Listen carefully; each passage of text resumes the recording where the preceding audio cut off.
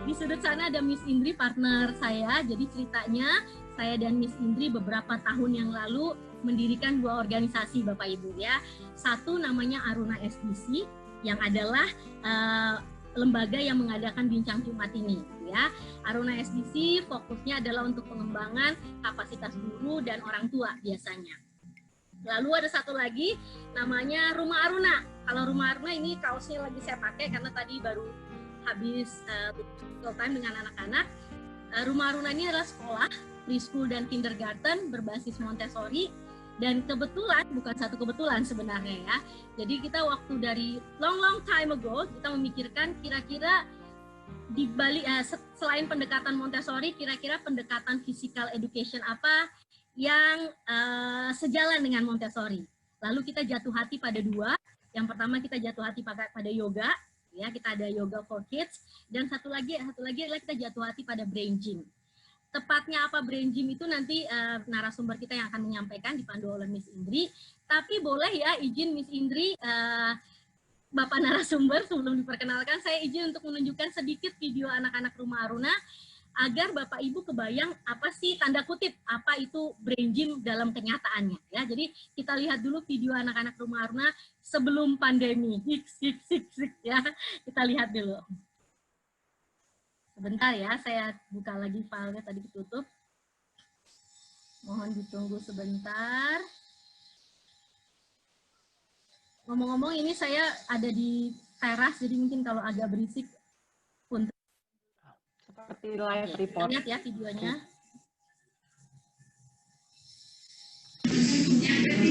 Kalau sudah kelihatan videonya, boleh aktifkan jempol ya Bapak Ibu.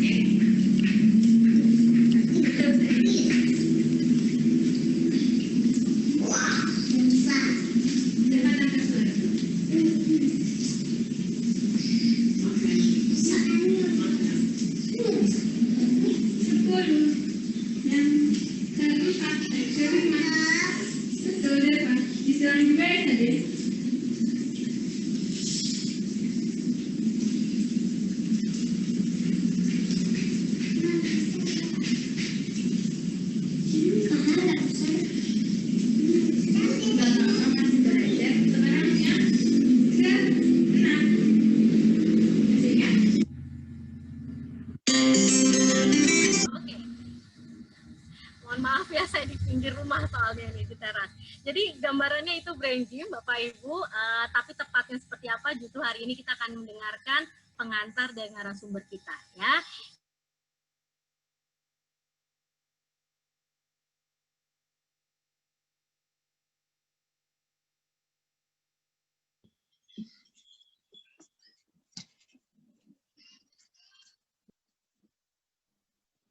Miss Eva mute. Miss Eva mute. Miss Eva mute. Astaga, saya udah ngomong dari tadi ya. Ini kayak efek seharian Zooming kayaknya. Oke, biar nggak panjang lebar gitu ya, saya hanya membuka. Saya akan serahkan ke Miss Indri, partner saya, untuk memandu acara ini, sekaligus memperkenalkan narasumber kita. Silakan Miss Indri. Oke, Miss Eva, terima kasih ya.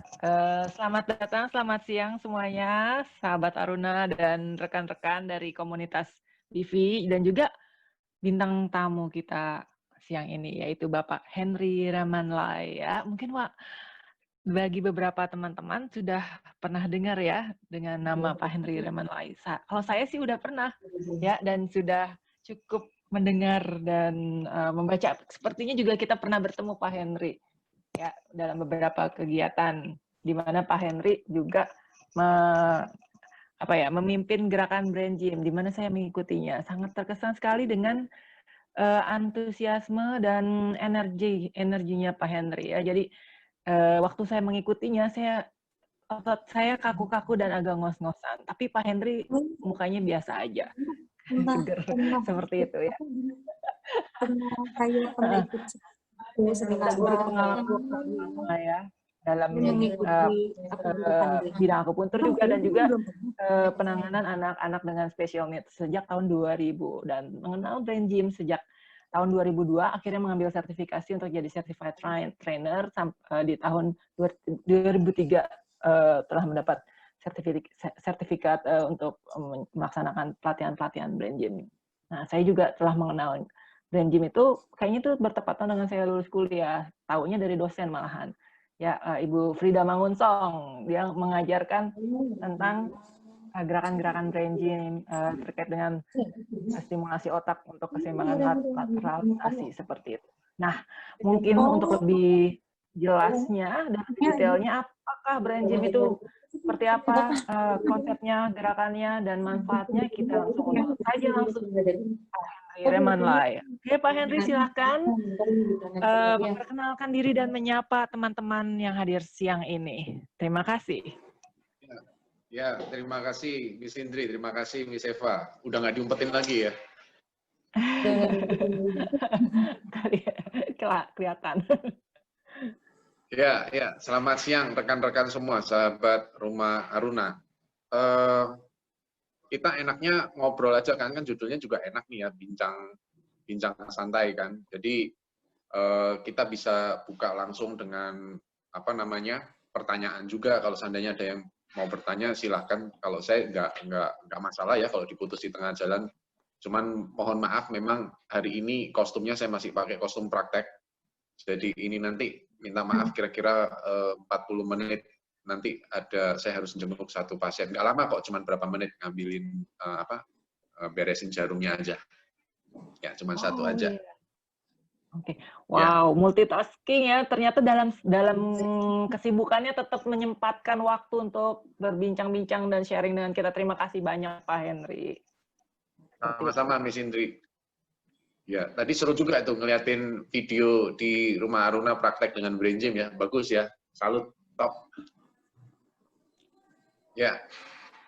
Kalau brain gym seperti yang tadi diceritakan oleh Miss Indri, kebanyakan orang salah persepsi atau salah ngerti dengan konsep mengenai brain gym. Ada yang mengatakan, oh brain gym itu yang begini gitu kan, begini. Nah, saya aja nggak bisa niruin gitu kan. Terus brain gym itu apakah senam yang dilakukan setiap pagi? Makanya kenapa ada salah persepsi mengira bahwa brain gym itu mesti dipelajari oleh guru-guru olahraga gitu ya. Ternyata brain gym itu pendalaman maknanya itu sangat dalam banget. Jadi awal mula waktu saya pertama kali brain gym, saya tertarik dengan brain gym itu karena pada saat itu sekitar tahun 2000 saya mulai terlibat membantu dengan anak-anak berkebutuhan khusus, terutama dengan anak-anak dengan autism. Nah, yang menarik adalah waktu pertama kali saya mengikuti kelas brain gym, saya cukup terkesan. Kenapa? Karena brain gym itu menawarkan satu sudut pandang yang berbeda. Kebanyakan masyarakat kita kalau sudah ngomongin satu metode, mau nggak mau pikirannya jatuhnya ke terapi, gitu kan. Nah, kalau terapi maka mengandaikan bahwa ada yang punya masalah dan perlu diterapi. Nah, tetapi di brain gym tidak. Saya cukup kaget gitu loh. Di brain gym itu dikatakan bahwa fokusnya itu adalah empowerment model. Jadi model pemberdayaan. Modelnya adalah model edukasi. Jadi kalau di brain gym ditanya, emang modelnya bukan model reparasi. Ibaratnya adalah, oh anaknya lagi punya problem nih, apa yang perlu dibenerin sama otaknya, begitu kan.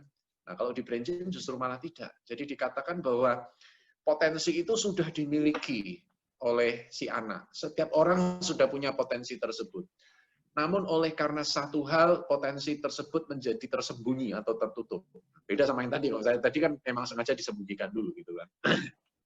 Ini bicara tentang potensi yang tersembunyi oleh karena satu hal. Nah, Paul Denison, penemu daripada brain gym, dia adalah seorang psikolog pendidikan. Atau 35 tahun yang lalu, dia melihat ya bahwa konsep daripada pendidikan itu secara klasik selalu di belakang meja. Dan dia melihat bahwa konsep pendidikan di belakang meja justru akan semakin membuat potensi tersebut tersembunyi atau tertahan. anak tidak diizinkan untuk bergerak dan eksplorasi. Nah, itu kenapa kalau Miss Eva mengatakan waktu mendirikan rumah Aruna, terus kemudian kira-kira model pembelajaran yang bagaimana, selain yang cocok dengan Montessori, pilihannya jatuh ke brain gym, itu tepat. Karena apa? Karena Paul Denison juga menggunakan model Montessori di dalam konsep-konsep di dalam brain gym ya. Jadi dia terinspirasi dengan banyak hal. Nah, model edukasi yang dipakai itu adalah Montessori dan Rudolf Steiner. Nah, itu menarik. Nah, jadi cuman Paul menekankan lebih banyak kepada konsep geraknya. Sehingga ada satu istilah yang sangat populer di kalangan brain gym dan itu ditekankan oleh Paul Denison, jargonnya adalah movement is the door to learning. Jadi gerakan itu adalah pintu masuk untuk belajar. Jadi itu jawaban untuk kita semua, setidaknya gambaran tentang apa itu brain gym, bahwa kalau kita ingin mengoptimalkan kemampuan belajar, maka kunci pintu masuknya adalah gerak. Begitu kita tidak bergerak, maka kita tidak belajar. Tapi itu menarik, ada satu binatang, cuman saya belum tahu bahasa Indonesianya apa ya. Nah, binatang ini kayak cumi-cumi ya. Karena kita tahu cumi-cumi apa ya, anggap aja binatang ini saya kasih nama cucumi gitu ya. Karena memang kayak cumi-cumi. Nah, jadi dia itu jalan. Nah, di laut itu dia jalan. Nah, tugasnya dia itu adalah mencari batu karang untuk tempat dia berpijak. Nah, yang menarik, pada saat binatang laut ini sudah berpijak di batu karang, dia cuma diam aja. Jadi dia mencari makan dengan kalau ada plankton lewat, caplok, plankton lewat, caplok. Dan Anda tahu apa yang terjadi? Begitu dia berhenti, maka dia tidak lagi punya otak. Jadi otaknya menyusut. Nah, menarik kan? Jadi bahasa lainnya secara kasarnya aja sih, kita bisa ambil kesimpulan, alasan kenapa kita punya otak adalah supaya kita bergerak. Oke, so gerakan itu penting. Makanya kan secara literasi, maksud saya secara linguistik. Nah, secara linguistik ada metaforiknya kan. Kalau orang-orang yang lagi suntuk, ya kan, orang sekarang kan mengatakannya apa? Oh, kamu gagal move on dong, gitu kan. Nah, kenapa kok ngomongnya move on gitu kan? Karena move itu artinya gerak. Jadi di kalau pandemi seperti ini, beberapa pasien saya dan yang stres karena pandemi kemarin barusan ngobrol sama saya, bergerak dan bergerak. Kalau memang kamu stuck dengan satu hal, gerak, cari satu aktivitas. Nah, itu metaforiknya. Mungkin semoga itu sedikit memberikan gambaran tentang brain gym. Nah, lalu kemudian Paul Denison dia merangkum setelah sekian lama, puluh tahun dia kumpulkan gerakan-gerakan, lalu kemudian dia mensintesiskan brain gym.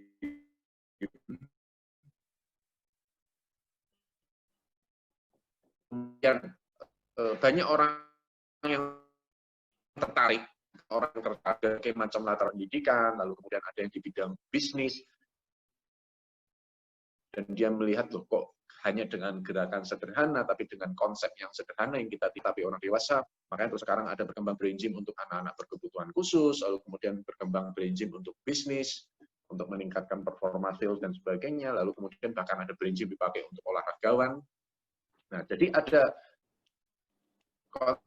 konsep yang secara teori memang mendasari, jadi tidak hanya sekedar gerakan-gerakan.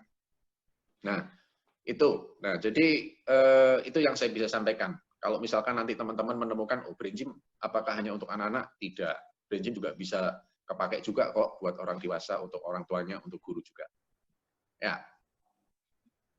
Silakan kalau ada yang mau tanya, Miss Indri, saya kembalikan. Menarik sekali ya, ternyata brain gym itu modelnya empowerment model, jadi nggak tunggu sampai kita terkena sesuatu atau punya gangguan, tapi kita belajar saja dari sekarang untuk menstimulasi dan mengoptimalkan potensi kita yang sudah ada ya melalui gerakan brain gym gitu ya Pak ya. Ya. Dan itu menarik juga nih statement bahwa alasan kita punya otak adalah untuk bergerak, seperti itu ya. Karena dengan bergerak tadi Pak Henry menyarankan bahwa kalau dalam pandemi ini ketika stres ya bergerak, karena itu memang respon alami tubuh kita ya, ketika mengalami stres adalah responnya fight or flight. Jadi kalau bergerak kan berarti kita respon fight kita yang sudah mau bangkit digerakkan jadi tersalurkan ya Pak. Jadi bisa jadi lebih tenang gitu ya Pak ya. Ya, makanya secara intuisi kan orang dengan situasi pandemi stres begini kan terus mereka mencari olahraga apa yang untuk gerak, dan memang sudah ada penelitian, jadi nggak usah urusan masalah brain gym ya. Olahraga itu sendiri ternyata menurunkan stres. Olahraga juga menstimulasi otak karena apa, sudah ada penelitiannya pada saat kita berolahraga itu menstimulasi munculnya BDNF, Brain Derived Neurotrophic Factor. Ya, jadi makanya nggak heran selama pandemi ini penjualan sepeda itu laris manis. Ya, terus kemudian orang yang ngegoes juga makin tambah. Tapi ya jadi problem kalau ngegoes nggak pakai masker, terus habis ngegoes beli bubur ayam bareng-bareng rame-rame buka masker. Nah, kan cilaka juga. Iya benar. Oke ya. Jadi ngegoes oke, olahraga oke, ya tapi apa namanya prosedur kesehatan tetap jalan terus. Secara insting kita udah mencari itu untuk bergerak. Oke ya. Oke. Kaitannya ada yang tanya tadi di chat. Kita lihat ya. Pak, ada pertanyaan nih Pak dari Pak Yani ya. Jadi kita langsung tektokan aja ya, karena Bapak sepertinya senang langsung merespon ya. Untuk panduan gerak sesuai usia bisa kita tahu dari mana ya Pak? Apakah ada kriteria-kriterianya untuk usia tertentu? Ya, jadi kalau kita bicara tentang panduan usia ini bagus nih pertanyaannya ya. Jadi ada latar belakangnya ya, kenapa brain gym itu works. Jadi yang menarik adalah konsep ini yang perlu Anda ketahui. Bersama-sama kita melakukan imajinasi ya, kita bayangkan ya. Soalnya kalau virtual begini kan mau nggak mau imajinasinya juga cara virtual. Nah, jadi coba Anda bayangkan pada saat anak baru lahir, kira-kira apa yang bisa dikerjakan? Ayo, cerita langsung, nggak apa-apa. Kalau anak baru lahir, terus dia ngapain? Menghisap, Pak, mungkin. Memegang. Tangan sama kaki. Acak, ya kan? Nah, Anda perlu tahu bahwa pada saat anak itu dilahirkan, gerakan yang lebih banyak muncul itu adalah refleks. Nah, itu yang disebut kalau di bahasa ilmu ini kesehatannya disebut sebagai refleks primitif.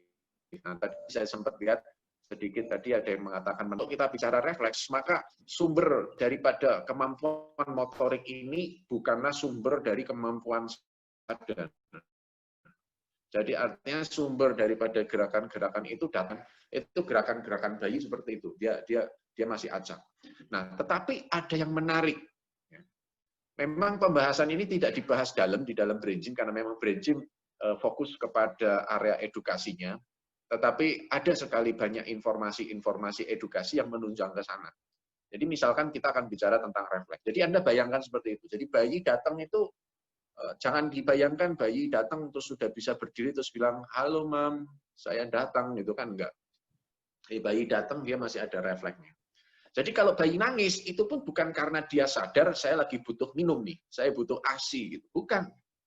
Jadi itu secara instingtual, dia menangis, karena memang ada rasa lapar, ada kebutuhan. Dan itu secara refleks. Nah, ini adalah turning point-nya. Nah, refleks ini itu pelan-pelan nanti itu akan mulai hilang. Tetapi digantikan secara proses transisi yang bertahap. Nah, setelah anak lahir, kira-kira gerakan, nah ini kata kunci yang penting, gerakan terkontrol. Nah, gerakan terkontrol itu mulai muncul kapan? Nah, itu mulai muncul pada saat anak berguling. Nah, kira-kira anak berguling umur berapa? Nah, ayo, kira-kira masih ingat nggak? Jawab di chat. Ayo, silahkan jawab di chat. 3 bulan, bagus. Sip, masih ingat. Nah, jadi umur 3 bulan dia berguling. Nah, tapi coba Anda bayangkan, anak berguling itu dia melakukannya bagaimana? Begini kan.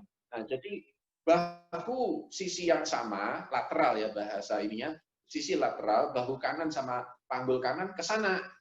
Betul nggak?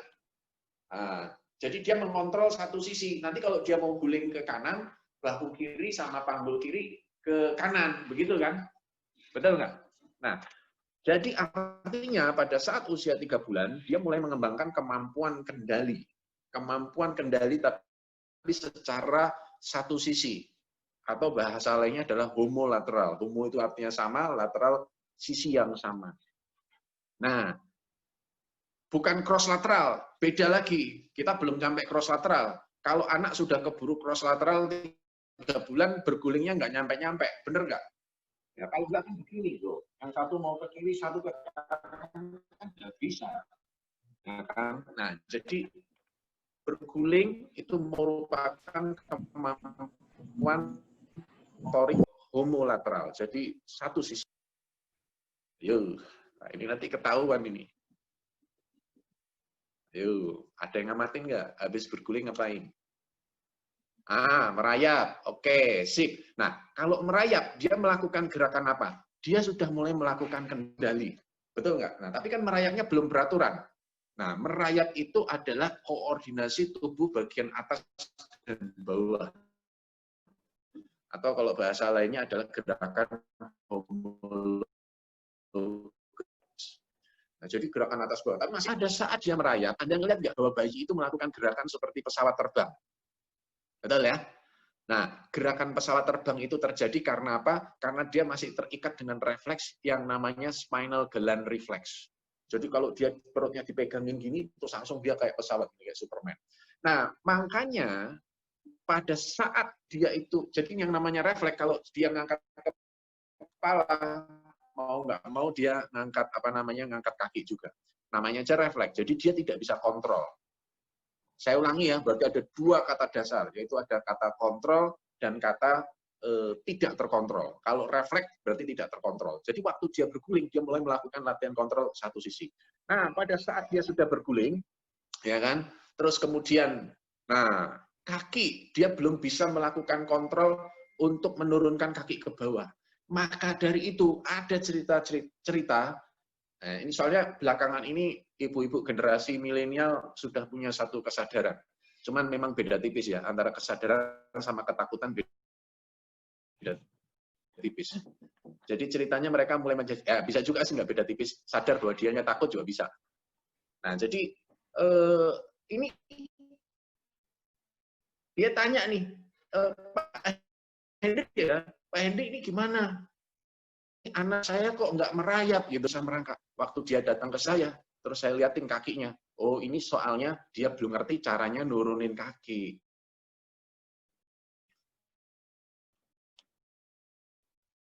Sangat simpel. Nah, jadi karena masih nyala, refleksnya kayak Superman itu, ya, ini nge-freeze. Iya. Iya, Pak Henry freeze. Bisa ya? Oke. Freeze ya? Iya, freeze.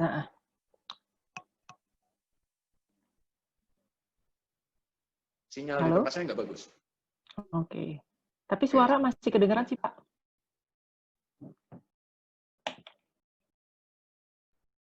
Oh, Pak Henry terlempar ya? Ya, sepertinya terlempar.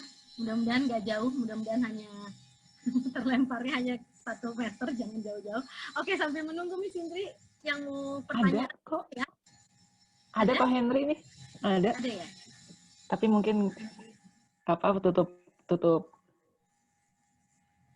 tutup kamera dulu kali. Tapi kameranya nyala sih, nyala. Oke, kita tunggu aja kemunculannya. Iya, tadi sempat Bagaimana Miss Eva? keluar tadi karena sinyalnya nggak bagus. Oke, Tadi sempat keluar, sinyalnya kembali. nggak bagus. Tapi mungkin saya mending saya pindah ke HP deh.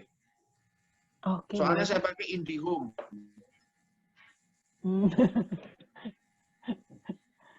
Iya, Pak. Nggak saya terusin dah, udah pada ngerti. Udah, nanti ya, nih, pada semangat nih, Pak. Bentar ya. Saya tukar dulu. Saya pakai HP aja. Oke, sambil menunggu mungkin Miss Indri yang mau ngetik di kolom chat, silakan pertanyaannya. Ya, ini seperti membuka wawasan baru ya, dan menyadari kita bahwa bayi ada refleks-refleks, kemudian mulai gerakan, mulai mencoba mengontrol gerakan. Nah, itu Pak Hendri udah Lancar ya, muncul. udah lancar ya. Sip. Nah, jadi ceritanya terus kemudian pada saat anak berguling, ya, terus dia berguling, kakinya kan nggak bisa turun dia, karena dia masih ada refleks kan. Jadi bayi itu mulai dia melakukan satu usaha. Saya harus turun nih. Kenapa? Karena dia ada motivasi. Kenapa? Karena di depan ada bebek. Nah, misalnya begitu ya kan, kalau orang tuanya kasih bebek-bebekan gitu kan. Makanya kalau orang tuanya nggak kasih motivasi, dia nggak termotivasi gitu loh. Nah, terus kemudian dia lihat bebek. Tapi karena dia nggak bisa nurunin kakinya, jadi kalau dia mau merayap jadinya kayak begini. Nah, ini lihat nggak, ada bayi yang begini nggak bisa merayap. Itu karena dia nggak bisa kontrol kakinya. Sehingga, nah ini kata kuncinya. Begitu dia termotivasi dan dia berusaha melakukan kontrol terhadap kakinya supaya turun, nah disitulah dia mecah refleksnya. Terus kemudian dia melakukan gerakan terkontrol. Nah, pada saat dia melakukan gerakan terkontrol, maka aktivitas itu lebih banyak datang dari tingkatan fungsi luhur otak yang lebih tinggi. Logikanya begitu. Nangkep ya? Nah, terus dia merayap nih, tapi kan merayapnya belum teratur. Nah, lama-lama dia mikir, nah, ini udah beda nih. Ini sudah beda. Tadinya dia di lantai alias melantai, dia bergerak, itu lebih banyak dia berjuang dengan refleks primitifnya. Nah, lama-lama dia makin canggih, dia berpikir, ini kok kelihatannya saya harus bergerak dengan lebih efisien. Karena dia sudah mulai berpikir, dia sudah mulai mengenali, alam pikirnya sudah mulai terangsang. Nah, bagaimana saya bisa bergerak dengan efektif? Nomor satu, apa yang dikerjakan? Dia ngangkat pantat. Nah, dia mulai ngangkat pantat, dia melakukan gerakan yang kalau dalam bahasa Perancis namanya onggong-onggong, tahu ya onggong-onggong ya. Nah, terus dia kemudian mulai ngangkat pantat, terus kemudian dia mulai ngangkat tangan. Nah, tapi dia kaget. Kayak saya kalau pas ngangkat tangan, kenapa kaki saya jadi nekuk? Kalau pas saya mau maju, kenapa kok tangan saya tekuk, kakinya jadi lurus? Makanya dia waktu onggong-onggong, itu bukan dia lagi mainin onggong-onggong. Sebenarnya dia itu sedang memutuskan refleks, karena dia ada refleks yang disebut dengan STNR, atau Symmetrical Tonic Neck Reflex. Itu refleks yang mana kalau tangannya lurus, kakinya mesti nekuk. Kalau tangannya nekuk, mau nggak mau kakinya lurus. Nah, jadi nih ya, Bapak Ibu, kalau misalkan Anda ketemu dengan anak Anda, ini terutama guru-guru nih sering lihat, ini anak disuruh nulis, tangannya dilipat, kok malah kakinya selonjor sampai temannya kesandung. Itu STNR. Jadi ini anak mungkin kurang onggong-onggong dulu waktu kecilnya.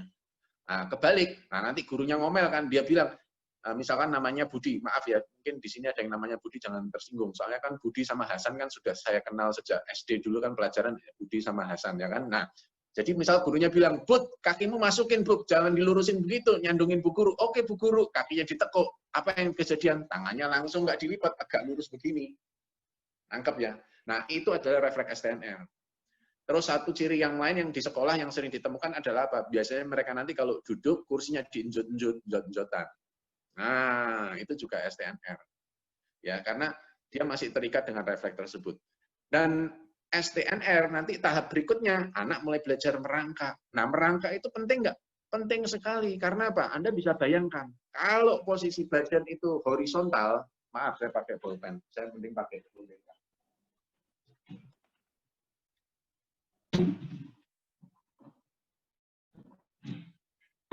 Nah, jadi kalau anak itu posisinya horizontal, ya, dia posisi tengkurap begini, maka beban gravitasi itu banyak terjadi pada punggung bagian atas.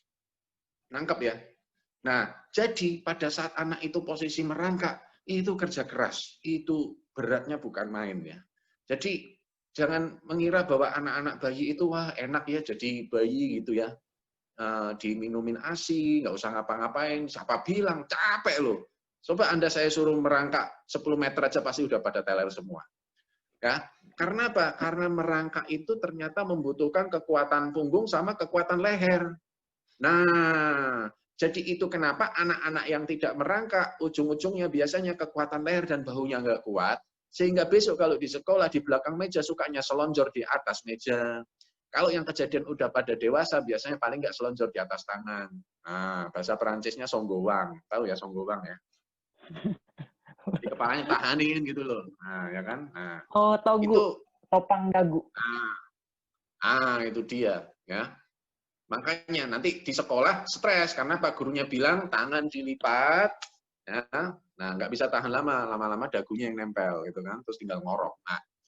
Nah, jadi itu yang jadi masalah. Kenapa merangkak itu penting? Jadi gerakan-gerakan bayi itu ternyata esensial untuk perkembangan motorik berikutnya. Dan satu hal yang perlu penting, ya, yang perlu diketahui, kalau pada saat melakukan berguling itu merupakan gerakan homolateral satu sisi, maka merangkak, mana ada orang merangkak bagong? Nggak ada. Coba Anda merangkak bagong, pasti gelempang. Betul nggak? Nah, jadi kalau merangkak mau nggak mau harus menyilang. Tangan kanan maju, dengkul kiri maju. Tangan kiri maju, dengkul kanan maju. Begitu kan? Nah, ternyata itu pun susah. Kenapa? Karena ternyata gerakan tangan kanan, kaki kiri, tangan kiri, kaki kanan, itu adalah gerakan koordinasi bilateral. Itu bahasa Jawanya, koordinasi bilateral. Oke? Nangkep ya? Bilateral artinya dua sisi. Itu nggak gampang, itu susah. Ada pentingnya nggak melakukan koordinasi bilateral? Penting. Kenapa? Nah, kita ini manusia tingkat tinggi dibanding makhluk yang lain. Kenapa? Karena kita punya neokortex atau otak paling tinggi, yang paling berfungsi tingkat tinggi, otak kiri, otak kanan. Pasti teman-teman kenal, ya, otak kiri, otak kanan. Nah, otak kiri, otak kanan itu, ini yang perlu diketahui, konsekuensinya adalah apa? Maka manusia pasti mempunyai indera dan motorik secara bilateral. Betul kan?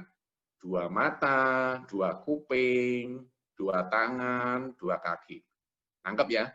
Nah, sehingga aktivitas melakukan gerakan merangkak itu ternyata meningkatkan aktivitas indera bilateral, motorik secara bilateral juga. Konsekuensinya apa? Dengan kita melakukan gerakan-gerakan bilateral, merangkak, maka ada yang disebut dengan midline. Nah, ini kata kunci penting nih, ini midline, garis tengah tubuh. Jadi garis tengah tubuh itu bukanlah sesuatu yang keniscayaan. Jadi semua orang pasti bisa. Itu adalah sesuatu yang harus dibangun, karena itu adalah garis maya di tubuh kita. Loh, apa pentingnya? Nah, pentingnya begini. Karena semua aktivitas kita itu adalah aktivitas menyeberangi bidang tengah. Nggak percaya? Semua aktivitas tingkat tinggi manusia menyeberangi bidang tengah. Nah, kecuali anjing, kucing nggak perlu. Ya, ayo. Apa? Menulis. Nah, menyetir. Makan. Nah, ya kan?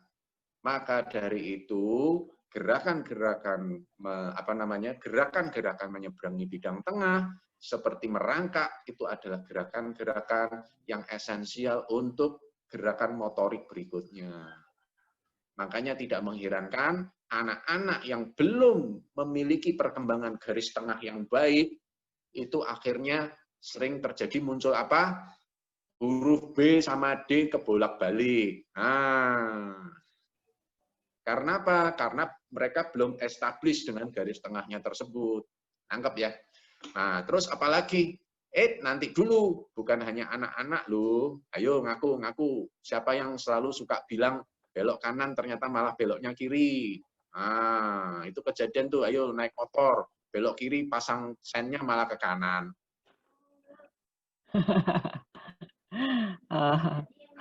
Itu perlu brain gym juga berarti nantinya. Nah, ya, jadi menjawab pertanyaan tadi memang jadi panjang karena sebenarnya pertanyaan tadi itu adalah pertanyaan yang baik karena itu akan menjelaskan latar belakang esensi kenapa kok kita perlu melakukan brain gym, kenapa gerakan-gerakan anak dan gerakan bayi itu perlu. Nah, itu ceritanya, Miss Indri.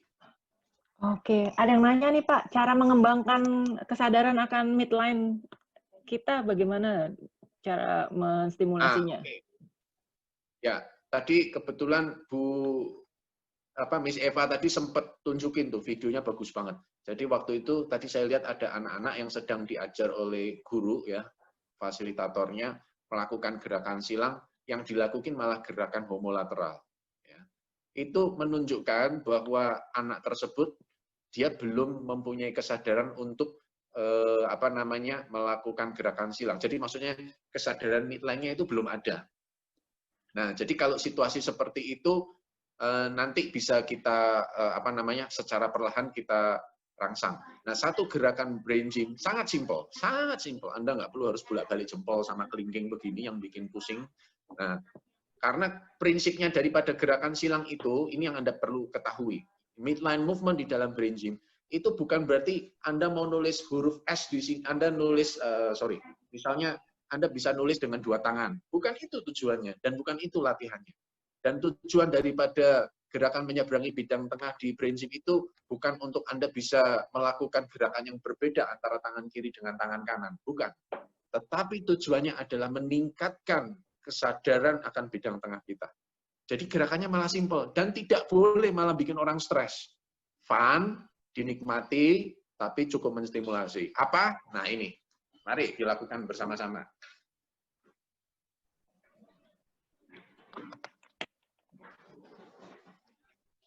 Ya. Ya, jadi Anda cukup dengan mendekatkan siku dengan lutut. Nah, ya, jadi siku dengan lutut mendekat. Sangat sederhana. Jangan lupa nafas. Ya. Ayo, ketahuan. Kalau yang senyum berarti lupa Kalau nafas. pakai celana pendek. Ya. Oke, ya. Oke. Nah, itu cara sederhananya. Oke, Miss Indri, saya pamit sebentar ya. Sudah selesai, ya, yang sudah selesai tadi. Bentar aja. Ya, boleh. Ya. Silakan Miss Eva memimpin senamnya, kan udah jadi instruktur. Ayo, Oke, mungkin tambahan aja. Saya nggak berani, malu sama Pak Henry atau sama suhu saya. Ini tumben ya, kita biasanya guru kita beda ya Miss Indri, tapi kali ini kita gurunya sama-sama Pak Henry ya di brain gym-nya. Oke, sedikit aja sambil nunggu Pak Henry. Bapak Ibu yang mau chat tetap silakan chat, tapi yang menarik adalah kenapa kita milih brain gym waktu itu ya Miss Indri ya, karena kita mencari olahraga yang non kompetitif. Jadi poinnya Pak Henry tadi menarik banget. Jadi bukan untuk mastery dia bisa kuat menggunakan tangan kiri atau tangan kanan di sama-sama canggihnya gitu, maksudnya brain gym itu bukan ini, tapi lebih untuk ke yaitu tadi cross midline plus non kompetitif. Jadi waktu itu kenapa kita milih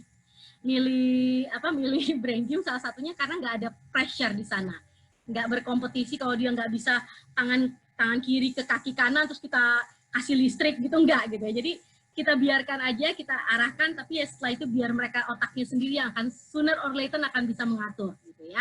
Oke, sambil nunggu kita lihat dulu video yang tadi ya, mungkin para peserta yang tadi di awal belum sempat lihat, kita lihat dulu video tadi anak-anak Rumah Aruna ya, yang dimaksud Pak Henry ya. Sebentar. Dan ngelihat video ini saya langsung jadi kangen deh. Sebentar. Kita lihat dulu biar kebayang.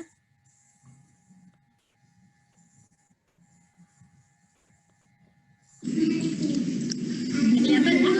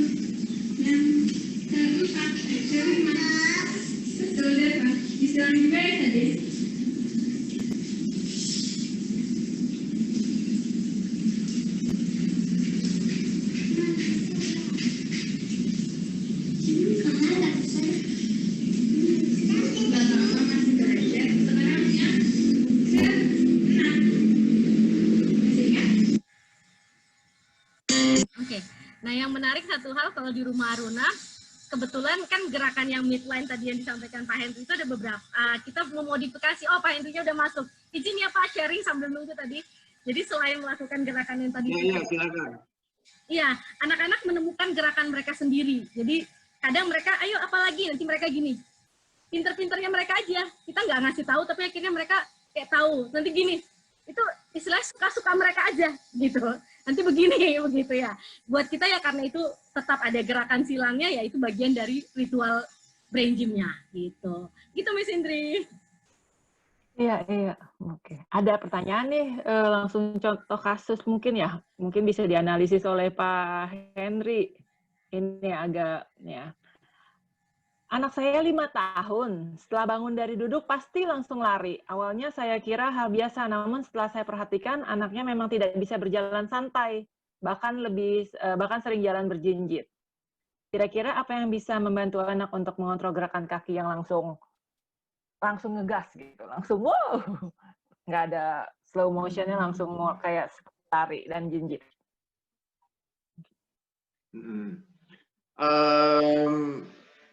Nah ini, saya pengen tanya deh, sebelumnya sudah pernah konsultasi ke ahli dulu nggak? Ke dokter atau ke psikolog? Oke. Nah, Ibu Indah Wardatul Firdaus ada di sini? Ibu Indah Wardatul, oke, silakan open mic, Pak Henry. Jadi ini anak didik kita sih, bukan anak saya, anak didik kami. Jadi baru awalnya sih ini kita ngiranya kok anak ini bangun langsung gas, jadi langsung lari. Terus akhirnya kok lama-lama saya merhatikan, coba jalan biasa nih, kok nggak bisa, anaknya tetap nggak bisa Pak. Terus akhirnya ya udah deh kita coba. Boleh sebentar ya? Iya boleh jadi Terus? belum pernah, karena ini ya anak didik kami sih belum konsul ke dokter, belum Pak, kayak gitu. Tapi anaknya kalau baca tulis itu ya karena dia sebentar dia kan les baca tulis itu duduk tenang, tapi kayak pengennya semuanya serba cepat. Semuanya pengennya serba cepat. Semuanya serba cepat sih. Banyak iklan Pak anak saya. Jadi semuanya tuh pengennya serba cepet kayak gitu. Itu aja sih Pak. Ya, apakah anaknya aktif juga? Terlalu aktif nggak? Iya Pak, terlalu aktif banget. Aktif banget sih. Boleh alarm. Oke, ya itu kalau itu sebenarnya bisa apa namanya, bisa banyak ya penyebabnya ya. Itu bisa banyak sekali penyebabnya. Mungkin nanti itu kita tampung dulu, karena saya sempat lihat di chat tadi itu ada yang bertanya tentang anak yang terlalu aktif juga, karena mungkin bisa dijadiin satu nanti jawabnya. Kelihatannya sepintas tadi saya sempat lihat. Oke, terima kasih Pak. Ya, sama-sama. Oke. Pak.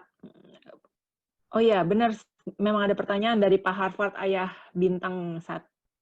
Pak, ya. Pak Harvard, iya benar ya Pak, dari Bali ya.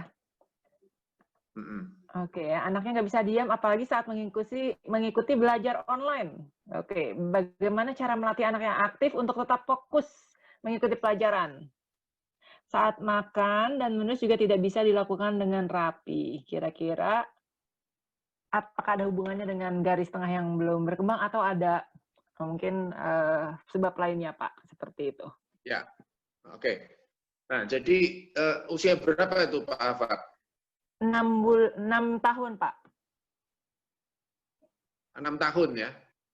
Ya. Oke, jadi ini pertama kita pilah-pilah masalahnya ya. Nah, ini kalau acara bincang santai begini, artinya judulnya kita nggak bisa pakai hanya brain gym doang nih, karena saya bakal share pengalaman di lapangan yang saya temui ya. Jadi tolong dipisahkan, kalau nanti saya bilang tentang brain gym, itu adalah brain gym. Kalau saya cerita aspek yang lain yang bukan brain gym, saya akan ceritakan supaya teman-teman bisa pilah. Jadi pertama, kalau kita tahu bahwa perkembangan daripada kemampuan otak untuk mempunyai kendali dan kontrol, itu sebenarnya ada di otak bagian depan. Dan otak bagian depan itu sering juga disebut sebagai di CEO-nya otak, jadi Chief Executive Officer-nya otak. Kemampuan untuk memahami, kemampuan untuk mengendalikan. Jadi, maka sudah sewajarnya kalau anak-anak usia di bawah 2 tahun itu aktif. Itu wajar. Karena memang kemampuan mereka untuk mengendalikan diri belum maksimal. Jadi kalau usia di bawah 2 tahun menjadi impulsif, no problem, itu memang masih wajar. Nah, kalau sudah usia 30 tahun masih impulsif dan hiperaktif, nah itu lain cerita. Nanti bisa konsul sama Bu Indri.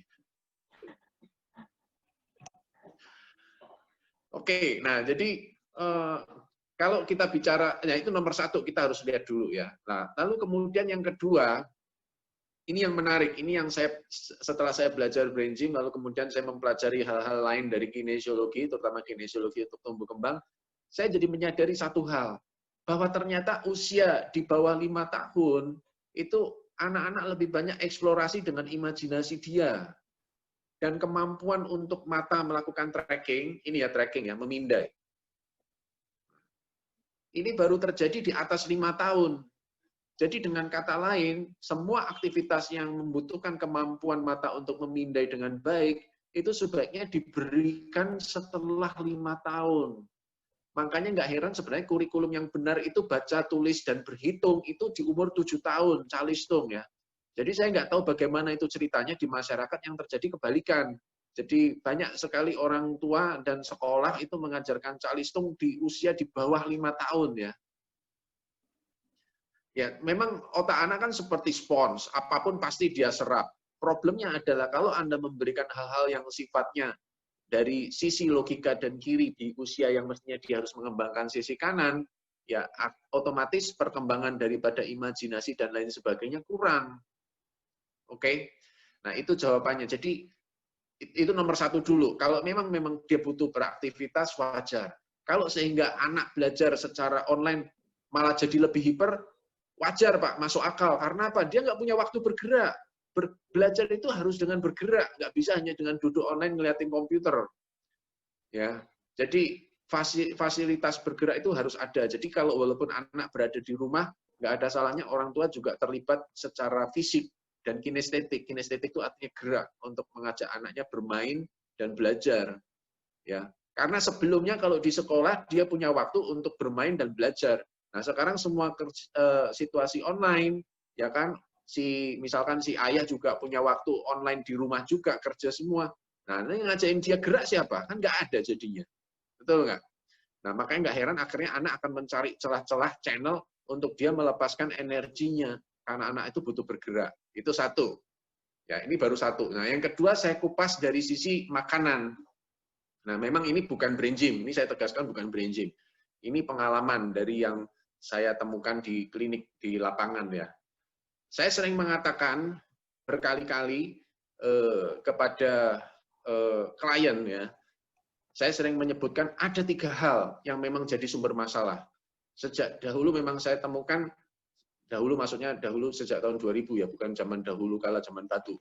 Jadi saya sering menyebutnya ini adalah 3 setan, saya bilang begitu. Kenapa? Karena bikin anak jadi kesetanan. Nah 3 setan ini apa saja? Terigu, gula, dan susu.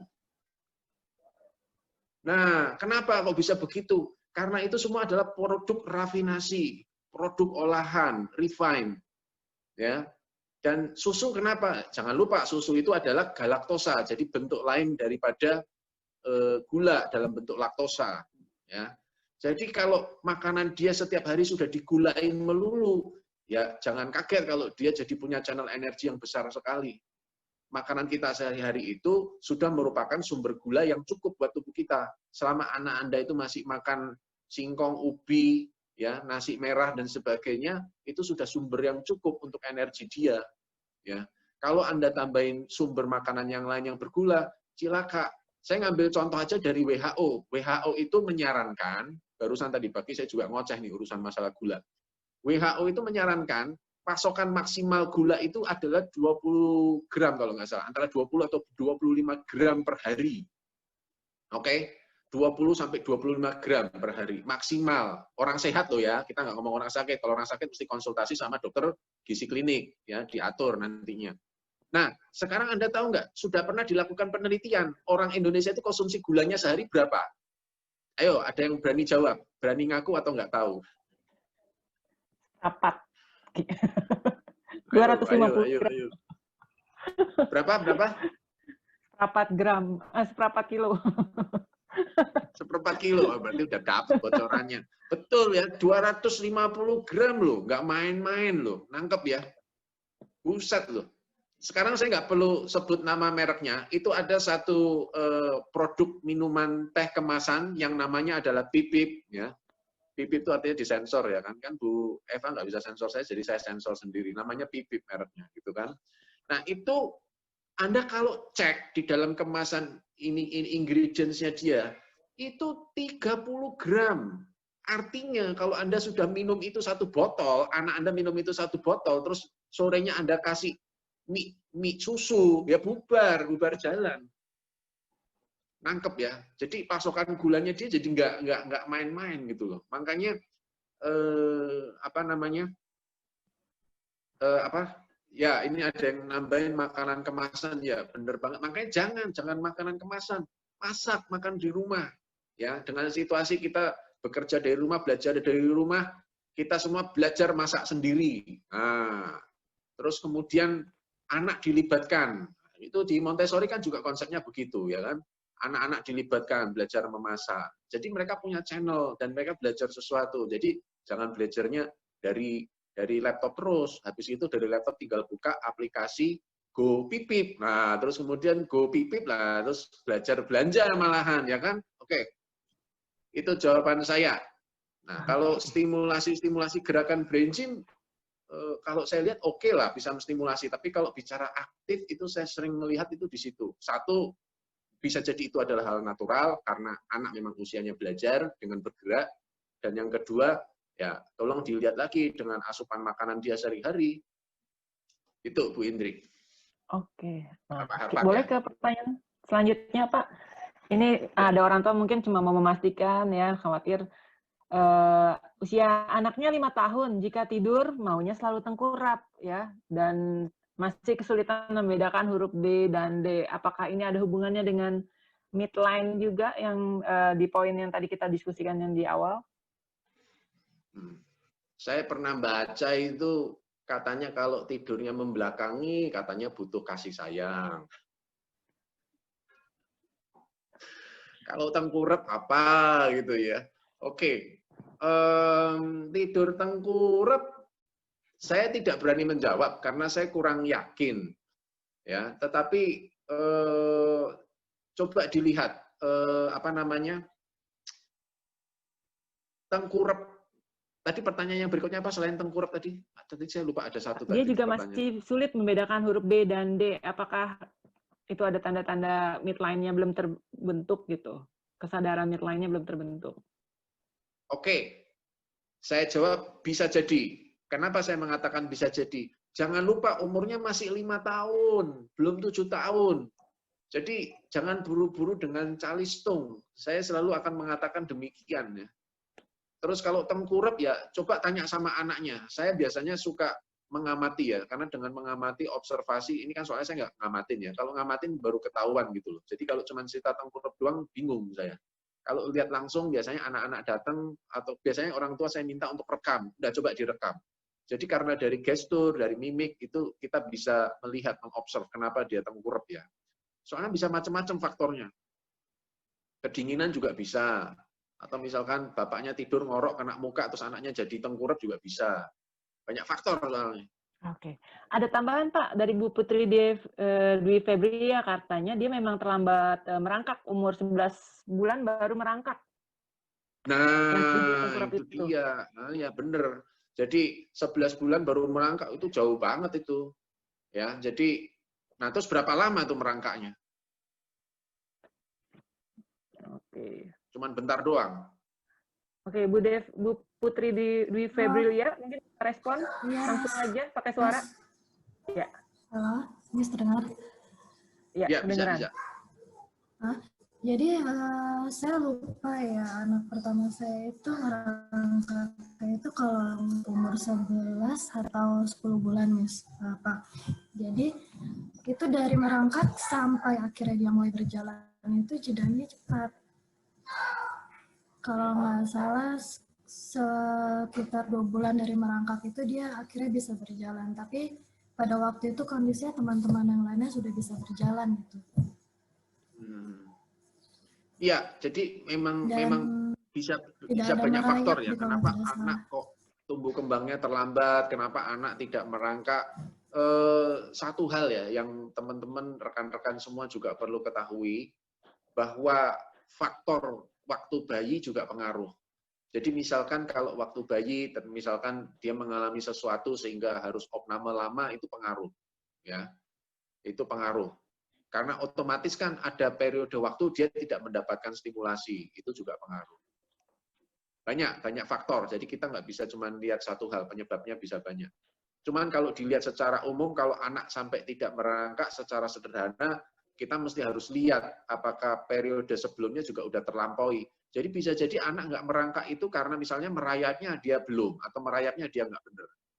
Kalau anak tidak cukup mempunyai stimulasi dan kesadaran akan sisi tubuhnya, itu juga salah satu penyebab kenapa ada anak yang ngesot. Tahu ya ngesot ya? Nah, ngesot pasti tahu lah semua ya kan? Kan ada filmnya kan Suster Ngesot, jadi semua orang pasti tahu kan kata ngesot itu artinya apa. Nah, jadi ngesot itu dia nyeret pantatnya. Kenapa? Karena dia nggak tahu caranya untuk berada dalam posisi horizontal, terus kemudian menggerakkan lututnya kiri kanan.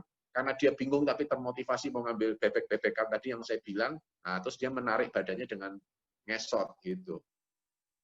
Jadi, nah kalau sekarang sudah terlanjur besar gimana? Ya kita lakukan stimulasi yang maksimal yang bisa kita lakukan. Ya, misalnya dengan brain gym salah satunya. Kalau aktivitas sehari-hari ya banyak gerak. Misalnya apa? Kalau di rumah ada apa itu namanya monkey bar ya, nah itu bisa pakai monkey bar. Renang itu juga adalah olahraga yang bagus karena melatih koordinasi tubuh atas, bawah, kiri dan kanan. Ya, itu Miss Indri. Oke, mungkin ada pertanyaan lagi langsung saja mungkin Momio ya, untuk Momio bisa langsung bertanya biar bisa langsung tektokan ditanya kejelasan lebih lanjutnya. Oke, halo Momio. Anak saya 7 tahun. Oke, ya Momio udah silakan. Dok, anak saya 7 tahun ya, anak saya yang kedua. Nah, dia ini namanya Michelle. Dia ini kalau saya perhatikan memang dia tuh kalau misalnya jalan gitu ya dok ya, misalnya melewati lorong apapun atau ruangan apapun, pasti barang sekitarnya dia itu pasti jatuh semua. Saya perhatikan mesti begitu. Itu ada hubungannya dia nggak bisa kontrol gerakannya dia atau bagaimana ya? Kayaknya kayak kalau bergerak itu kayak ngeremnya kayak susah sedikit gitu loh. Jadi gerdek jatuh semua barang-barang sekitarnya. Dan jadinya kalau dia lewat kemana aja selalu berisik. Dan memang anaknya ini tipikalnya dia memang orangnya susah diem. Jadi kalau misalnya diem cuma nulis sekitar berapa menit gitu. Akhirnya dia butuh jalan-jalan dulu. Tapi selama dia jalan-jalan itu pasti akan menjatuhkan banyak barang juga. Makanya saya bilang ini anaknya ini saya salahnya di mana ya dok ya dulu. Apa saya dulu waktu dia masih bayi ada yang ke-skip atau bagaimana? Kalau menurut analisa dokter bagaimana? Terima kasih. Ya, nomor satu yang saya mau koreksi, saya bukan dokter. Saya seorang brain gym faculty dan juga Shinsei. Saya luruskan dulu ya, ini kan kerekam nih ya, supaya nggak jadi hoax nanti. Kasus saya kena ini. Iya, ya maaf. Nah, itu satu. Enggak apa-apa. Nah, satu itu saya mau luruskan. Terus kedua, salahnya di mana? Ibu nggak salah, jadi ibu jangan menyalahkan diri ya. Nah, jangan menyalahkan diri ya. Nggak ada buku untuk jadi orang tua, makanya saya juga nggak mau ngasih kursus-kursus parenting gitu ya. Saya takut kualat saya. Nggak ada buku untuk jadi orang tua ya. Jadi kita semua memang ya sudah waktunya terus jadi orang tua itu hal yang ya sudah semestinya. Kalau ada kurang-kurangnya nanti bisa dikonsultasikan sama yang ahli. Itu jawaban kenapa kalau anak jalan terus kemudian nabrak-nabrak barang-barang di sekitarnya berjatuhan. Ya itu merupakan tanda dia punya koordinasi belum bagus. Itu salah satu ciri. Jadi dari situ kita bisa tahu artinya, karena kalau kesadaran midline itu terbentuk, dia akan lebih punya rasa compact. Apa ya, gimana ya, susah ngomongnya compact ya. Compact itu rasa bertubuh ya, rasa bertubuhnya itu ada gitu loh, compact. Saya kebetulan punya satu contoh, saya mau tunjukkan kepada rekan-rekan ya, sebentar.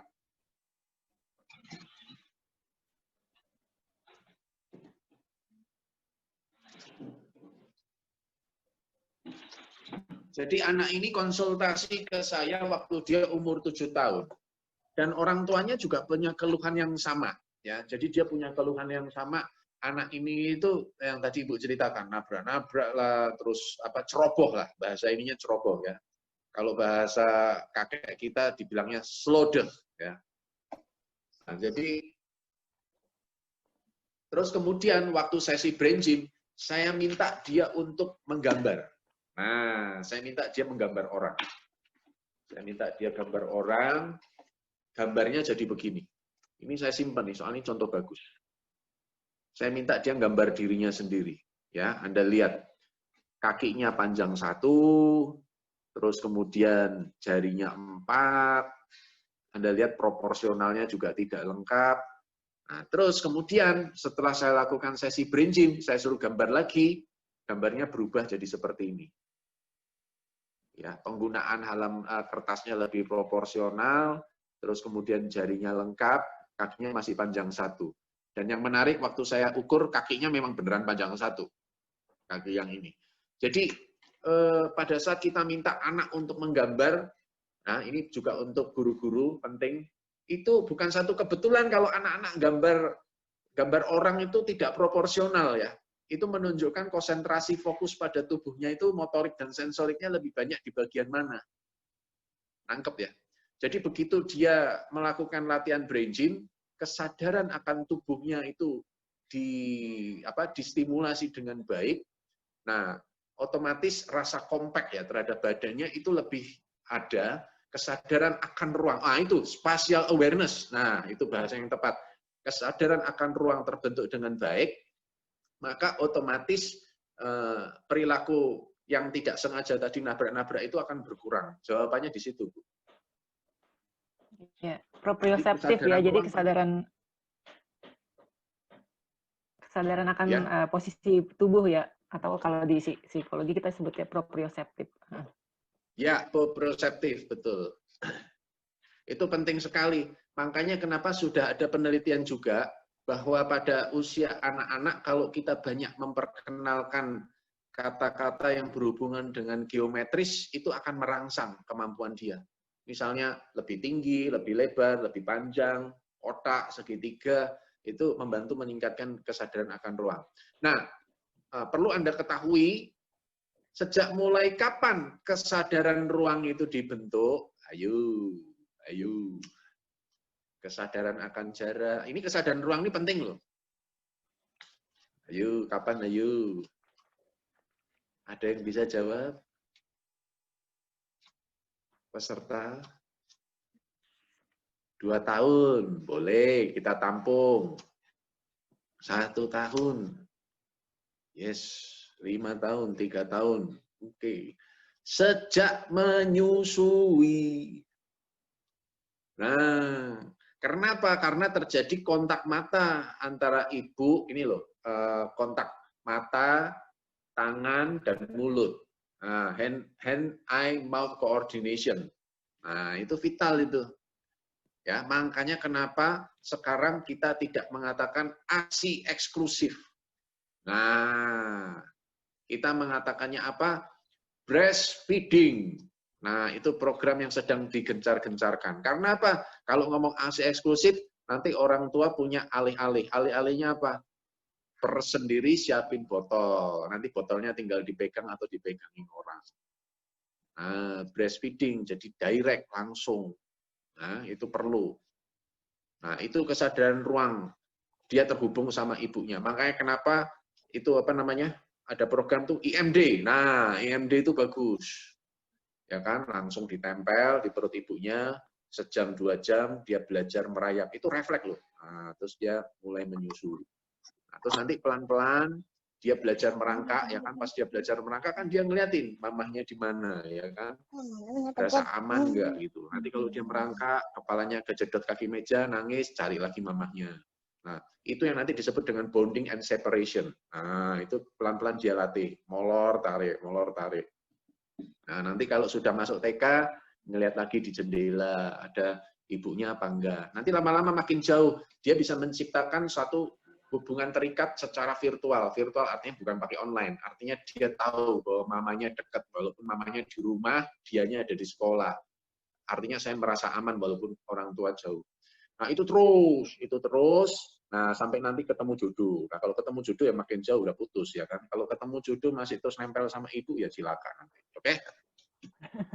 Nah, ini ada pertanyaan bagus nih Pak. Nih banyak ibu-ibu penasaran seperti apa sih gerakan Brain Gym? Ada apa yang bergeraknya bagaimana? Apakah ada contoh-contoh video yang bisa dilihat seperti itu? Dan juga ada pertanyaan juga secara lebih mendetailnya dari Budita Pamelia. Apakah setiap gerakan yang 26 gerakan itu memiliki fungsi yang berbeda-beda? Oke, apakah ada syaratnya untuk melakukan suatu gerakan harus di usia berapa dulu? Kayak gitu. Ya, saya berani garansi gerakan Brain Gym kalau Anda cari di rekaman sama YouTube pasti tidak banyak. Kalaupun banyak, nah Anda harus meragukan keasliannya. Jadi memang itu adalah kebijaksanaan dari organisasi Brain Gym di Indonesia. Kita sudah ada asosiasinya namanya Perhimpunan Brain Gym Indonesia. Itu memang kita tidak meletakkannya di YouTube, ya kan? Karena ditakutkan nanti menjadi disalahgunakan, terus sudah gitu persepsi tentang Brain Gym-nya jadi meleset, ya kan? Nanti jadi SKJ lagi, padahal Brain Gym ini kan banyak sekali landasan teorinya gitu kan. Nah, dalam sesi kesempatan ini saya akan mengajarkan gerakan sederhana yang bisa Anda pakai. Kalau di Brain Gym disebutnya PACE. Nah, PACE. PACE dari kata P-A-C-E ya, bukan peace. Kalau peace damai. Nah, ini PACE, PACE langkah. Nah, nomor satu yang perlu Anda lakukan sebelum apapun deh, misalkan Anda mau mulai mengajari anak belajar, bahkan untuk diri Anda sendiri. Ya, kalau misalkan Anda mau ngajar anak, nggak ada salahnya Anda melakukan PACE terlebih dahulu dalam proses belajar mengajar, supaya Anda juga tidak sampai ketularan stres juga. Nomor satu gerakannya adalah minum. Nah, minum penting. Makanya di Brain Gym itu menyadarkan ada banyak hal-hal sepele. Ini kalau saya nggak ngomong begini juga saya nggak ingat, dari tadi udah ngoceh terus panjang tapi lupa minum ya kan. Haus nih. Dehidrasi.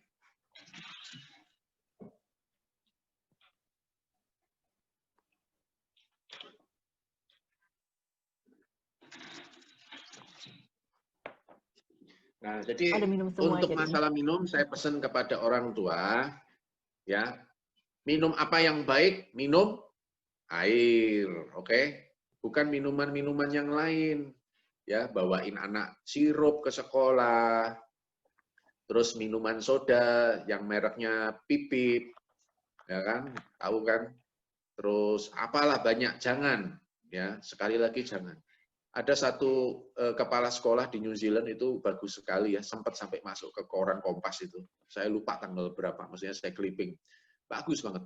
Dia mengambil keputusan anak-anak yang berangkat sekolah tidak boleh membawa minuman-minuman bersoda, minuman manis. Semua harus bawa air putih, lalu kemudian makanan, mereka juga makan makanan dari rumah, ya, bukan makanan-makanan siap saji atau junk food.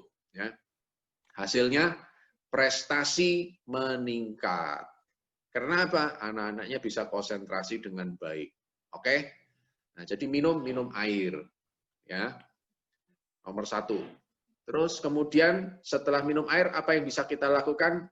Bahasa Indonesianya saklar otak. Nah, bahasa Inggrisnya brain button. Titik yang Anda bisa lakukan itu adalah di sini. Jadi kita ada tonjolan tulang selangka di sini.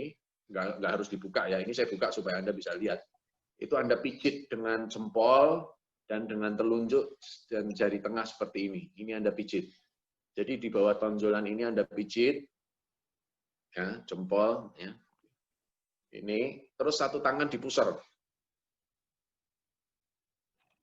Nah, beneran dipijit. Ya. Oke. gantian tangannya. Kalau Anda bisa melatih anak untuk melakukannya dengan sendiri, lebih bagus. Ya. Lalu kemudian gerakan yang ketiga, supaya dia aktif, jadi minum itu untuk energetik, ya, kan pace, jadi diurutannya dibalik. E dulu energetik, lalu yang saklar otak ini supaya clear, lalu untuk aktif kita lakukan gerakan silang. Nah, gerakan silang yang tadi, cross roll. Ya, yang tadi, yuk. Cross roll. Nah.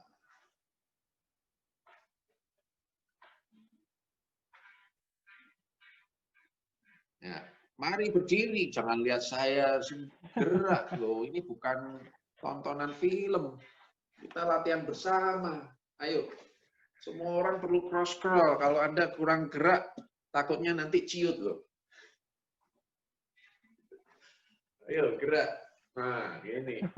Tadi Anda sudah lihat ada variasi, boleh begini, ya. Yang penting silang. Nah, terus Anda boleh begini. Jadi kalau dengan anak-anak Anda boleh tambahin lagu, ya. Misalnya lagu apa? Nah, naik ke puncak gunung. Nah, kan gerakannya kayak naik, boleh. Ya. Anda mau silang begini bisa. Yang penting harus ada Sambil duduk silang. boleh, Pak? Sambil duduk boleh? Sambil duduk boleh, nggak masalah. Bisa dilakukan sambil duduk. Bahkan sambil tidur pun bisa. Nah, setelah kita energetik, clear, aktif, nah kita harus positif, relax. Jadi jangan sampai terlalu aktif. Nah, ini untuk tadi ada yang bertanya, anak-anak kalau terlalu aktif bagaimana? Nah, ini bisa Anda lakukan. Anda lakukan sambil duduk, kaki disilang, ya, kakinya disilangkan, ditumpangkan.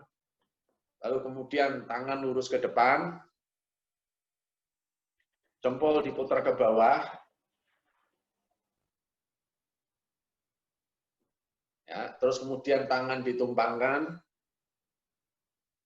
digenggamkan, nah, putar ke dalam, nah, terus lidah nempel di langit-langit mulut. Nah, atur napas yang dalam.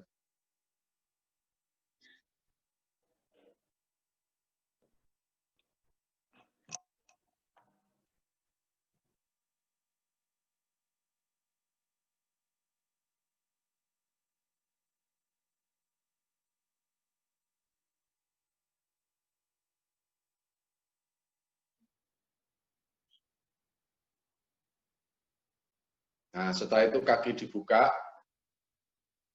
tangan dibuka, ujung jari disentuhkan, ya.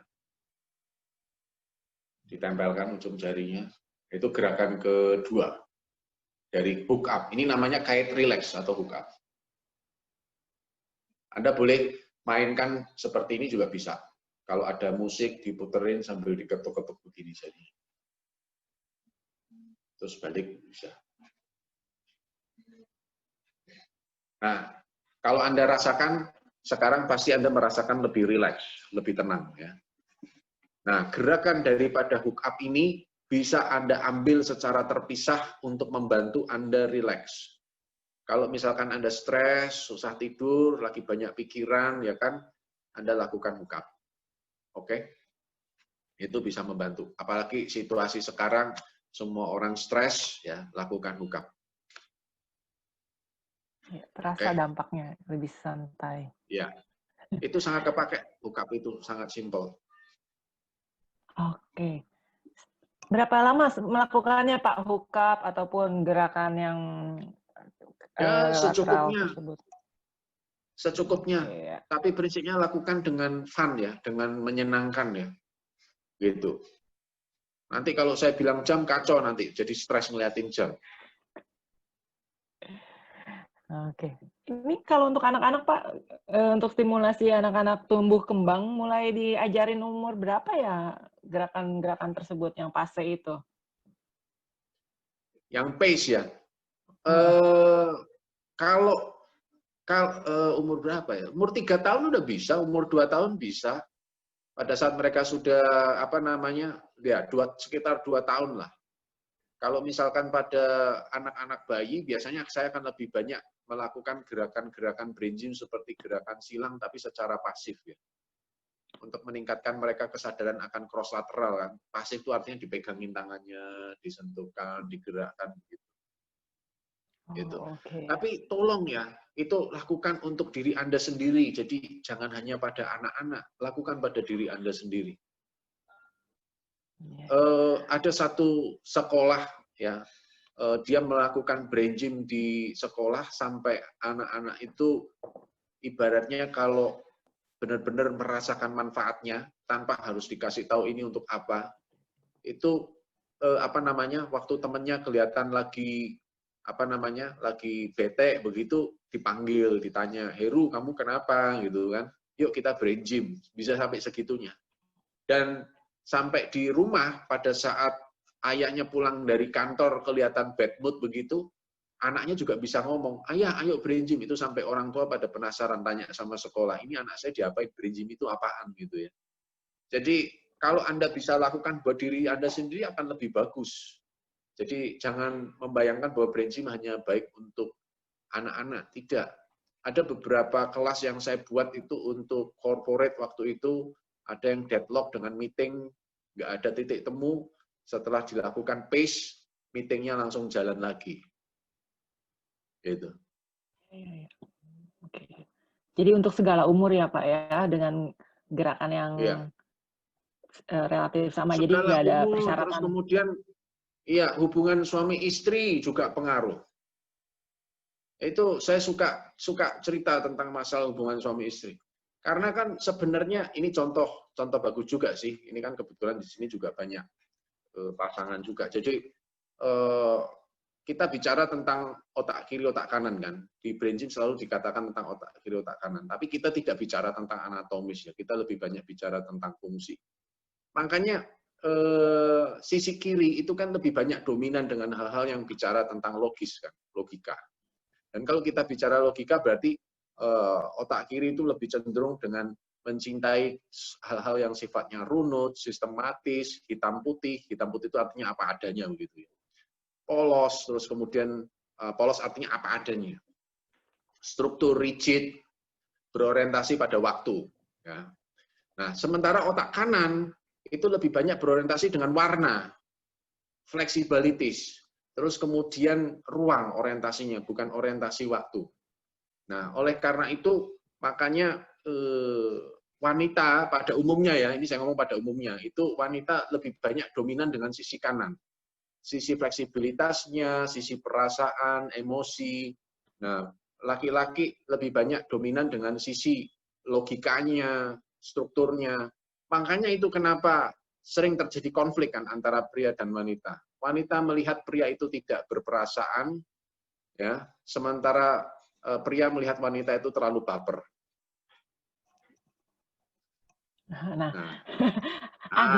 Itu sering tuh terjadi konflik begitu kan. Nah, akhirnya, itu di brain gym kalau, jadi pada saat orang dewasa melakukan brain gym, itu terjadi keseimbangan. Nah, balance artinya apa? Si pria dengan otak kirinya itu menjadi bisa mengakses dan memahami titik kanannya. Nah, si wanita akan lebih bisa mengakses sisi kirinya. Nah, itu salah satu hal juga. Jadi manfaatnya luas, nggak hanya untuk anak-anak juga, untuk orang dewasa juga.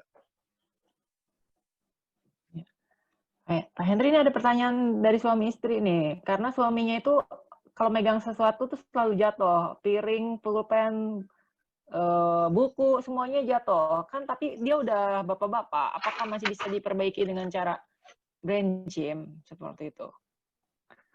Ya, kalau udah kelewat umur gitu. Nah, ini yang nanya istrinya apa suaminya? Yang nanya istrinya. Istrinya. Ntar jangan-jangan ini suaminya ada di sini. Bagaimana Bu? Ada nggak suaminya Bu Yani? Ada, jangan-jangan suaminya bilang di belakang, enggak, aku nggak gitu kok, siapa bilang. Iya.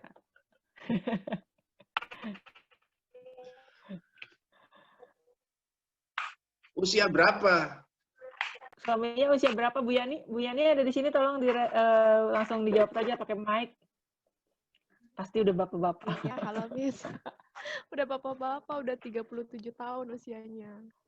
Masih muda lah, 37 Ya tahun kan ya bilang bapak-bapak. bapak-bapak, kasihan banget. Enggak lah, masih muda. Ya, oke.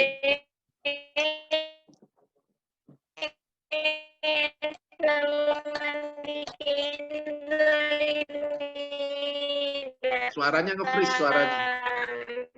Ini kayak suara yang lain yang nge-freeze. Oke. Oh, oke, suara yang Bu lain. Yani, oke. Ya, jadi pertama ya, ini sekali lagi saya ingin luruskan ya. Bu, suaminya nggak ada yang error, Bu, jadi nggak ada yang perlu diperbaiki. Itu harus Anda pegang dulu. Jadi brain gym itu bukan buat servis ada sesuatu yang salah ya, nggak ada yang salah. Itu yang menarik ya, yang saya terus terang saya banyak belajar dari brain gym ya, bahwa pengertian konsep edukasi, empowerment, ya, terus kemudian model menarik keluar potensi, nggak ada yang salah, nggak ada yang rusak, jadi nggak perlu dikoreksi atau diperbaiki. Kalau pada kasus-kasus dewasa, biasanya selalu saya akan tanyakan kembali, yang menjadi tujuan apa. Jadi dalam hal ini, kalau misalkan ini yang datang adalah Bu Yani yang ke saya, ya kan, dengan keluhan suaminya membawa barang-barang jatuh, maka kalau di brain gym yang saya tawarkan keseimbangan malah Bu Yani-nya, bukan suaminya. Jadi di brain gym itu ada brain gym, ya karena suaminya nggak ada kan, kalau suaminya nggak ada kan otomatis yang saya tawarkan keseimbangan kan istrinya, ya kan, brain gym gitu kan. Tapi jangan salah loh, jangan salah.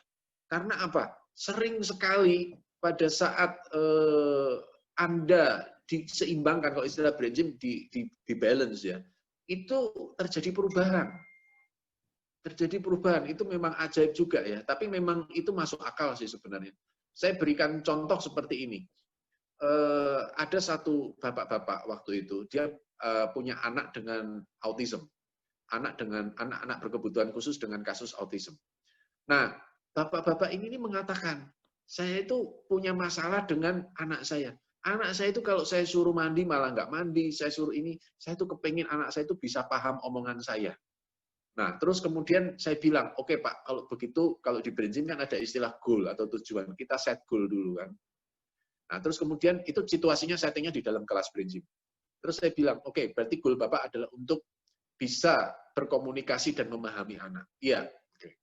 Nah, terus waktu itu setelah di balance, dia kan kita ada istilahnya role play ya, kita memainkan peran kan. Terus dia minta tolong temannya untuk pura-pura jadi anaknya dia. Itu caranya dia berkomunikasi sebelum dan sesudah brain gym itu berbeda terhadap anaknya. Tapi terus dia kaget, dia bilang gini, Pak, tapi kan ini saya belum ketemu anak saya, Pak. Nanti kalau ternyata kenyataannya berbeda bagaimana? Kan yang saya mau balance ini kan anak saya supaya dia itu paham. Dah, Bapak percaya saja sama proses. Ya, nanti Bapak pulang, Bapak lihat bagaimana. Anda tahu apa yang terjadi? Besok paginya, pada saat dia datang lagi ke kelas, dia mengatakannya sambil berurai air mata, Pak, buat pertama kali ini, Pak, saya pulang, baru di depan pagar anak saya yang dengan autism itu tiba-tiba lari nyamperin saya, meluk saya.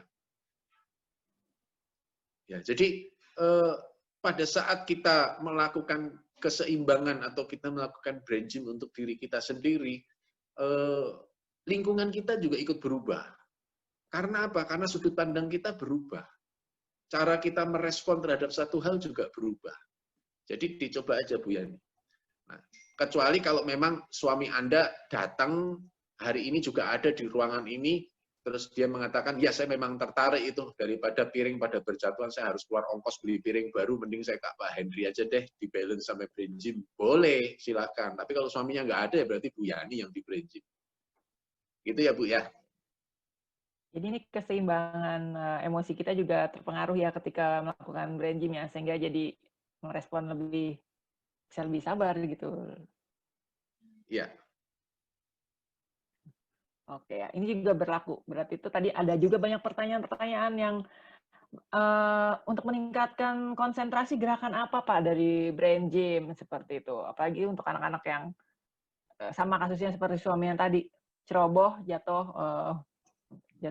nabrak-nabrak seperti itu. Ya, jadi Anda boleh coba dengan pace terlebih dahulu. Anda mulai dengan pace. Jadi biasanya di tahap awal saya juga kenalkan dengan pace terlebih dahulu. Terutama gerakan silang ya, itu kelihatannya simple, tapi jangan kaget loh. Anak-anak itu saya minta gerakan silang itu ya, seperti contoh tadi yang ditunjukkan oleh Miss Eva itu. Saya suruh gerakan silang itu ada yang malah begini loh. Ya kan? Terus kemudian orang yang sudah ada usia, lansia, itu juga mereka kesulitan loh untuk melakukan ini. Mereka sering melakukannya malah begini. Ya. Jadi gerakan silang itu walaupun simple, tapi jangan heran, tidak semua orang bisa melakukannya dengan baik.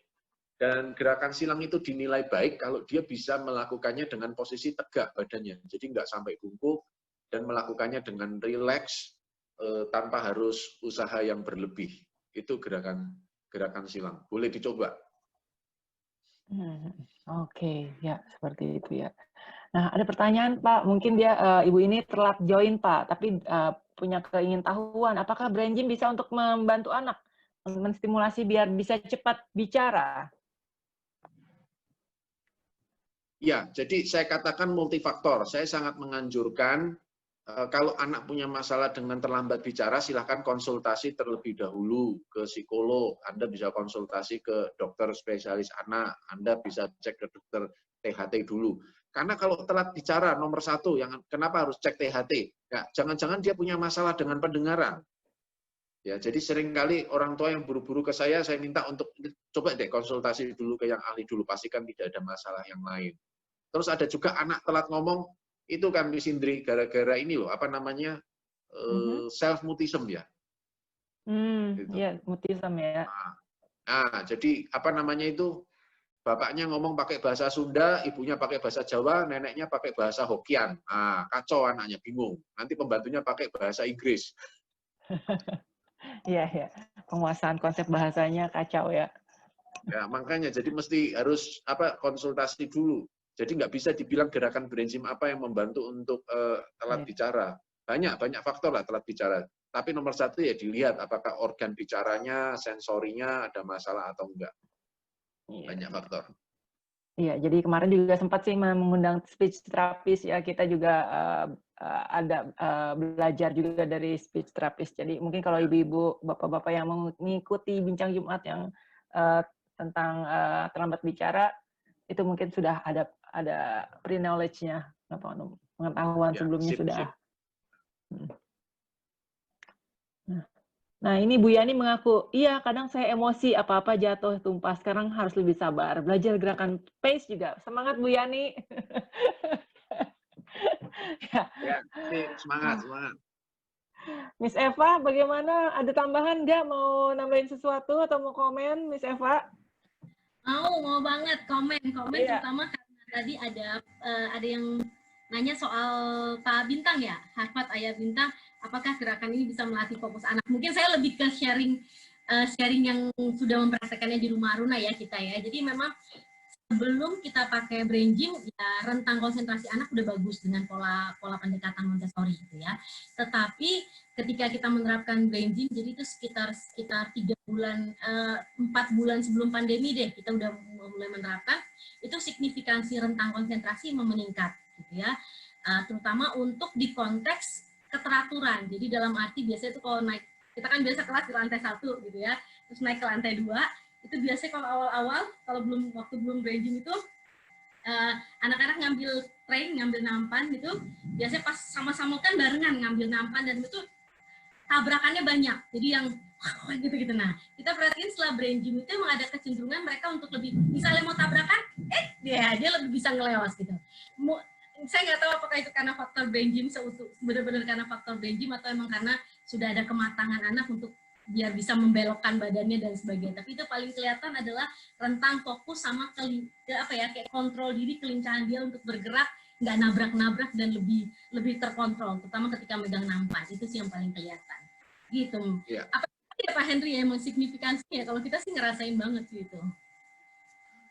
Ya, jadi seperti yang sebelumnya saya sampaikan, tiba-tiba ya terima kasih Miss Eva ngomong, saya jadi keinget. Jadi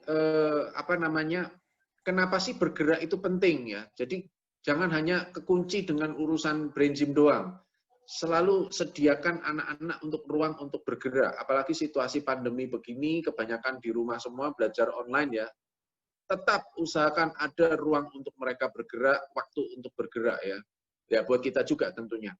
Nah, jadi semua gerakan yang dilakukan anak dari kecil, dari bayi ya maksudnya, sampai dengan usia sampai dengan 5 tahun dan seterusnya selama usia sekolah dasar, itu sangat penting sekali untuk meningkatkan kemampuan motorik dia.